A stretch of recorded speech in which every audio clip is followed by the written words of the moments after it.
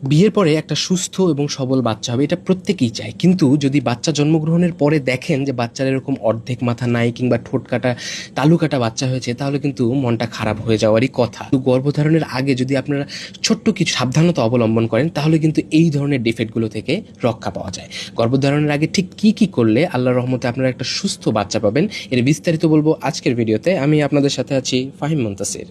প্রথমে আমরা জানবো ফলিক অ্যাসিড ট্যাবলেট খাওয়া নিয়ে। ফলিক অ্যাসিড ট্যাবলেটটা আপনারা যখন প্রেগনেন্সির প্রস্তুতি নিচ্ছেন, সেই প্রস্তুতির সময় থেকে কনসিভ করার 3 মাস পর্যন্ত প্রত্যেক দিন একটা করে এই ট্যাবলেট খেতে হয়। এটা খাওয়ার আগেও খেতে পারেন, খাওয়ার পরেও খেতে পারেন।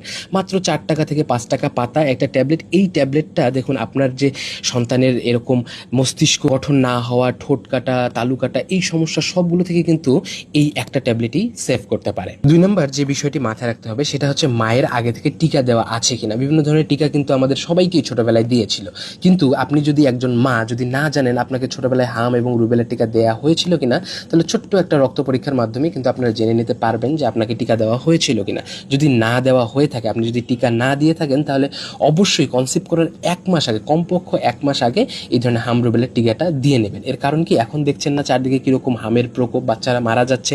সো আপনি যখন এই টিকাটা নিয়ে থাকবেন তখন গর্ভকালীন সময়ে আপনার যে বাচ্চা সে কিন্তু আপনার থেকে অ্যান্টিবডি পাবে, তখন কিন্তু সে জন্মের পরেও এই ধরনের রোগগুলো থেকে নিজেকে সুরক্ষিত করতে পারবে। এরপরে হেপাটাইটিস বি একটা টিকা আছে, এই টিকাটা যদি দেওয়া না থাকে এটাও দিয়ে নেবেন, কারণ গর্ভকালীন সময় হেপাটাইটিস বি তে যদি আক্রান্ত হন তাহলে কিন্তু অনেক ধরনের কমপ্লিকেশনস হতে পারে।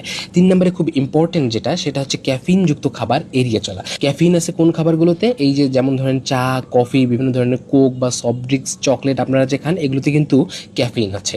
গবেষণায় দেখা গেছে এই ক্যাফিনের কারণে শিশুর ওজন কম হওয়া, মিসক্যারেজ হওয়া কিংবা মৃত বাচ্চা পর্যন্ত হওয়ারও রেকর্ড আছে এই ক্যাফিনের প্রভাবে।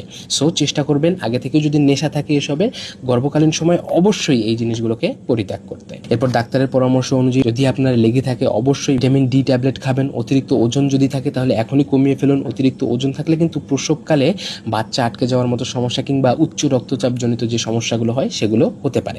আর গর্ভকালীন অবস্থায় ওজন কমানোর ভুলেও চেষ্টা করবেন না, এটা কিন্তু হিতে বিপরীত হতে পারে। সো দেখুন, ছোট্ট কিছু সতর্কতা অবলম্বন করলে কিন্তু বড় বড় এই ধরনের ডিফেক্ট এবং রোগ থেকে কিন্তু আপনার সন্তানকে সুস্থ রাখা সম্ভব। বাংলাদেশের প্রত্যেকটা মানুষ, নারী হোক পুরুষ হোক, সবার এই তথ্যগুলো জানা উচিত। ভিডিওটি শেয়ার করবেন আর ভালো থাকবেন, সুস্থ থাকবেন। আসসালামু আলাইকুম।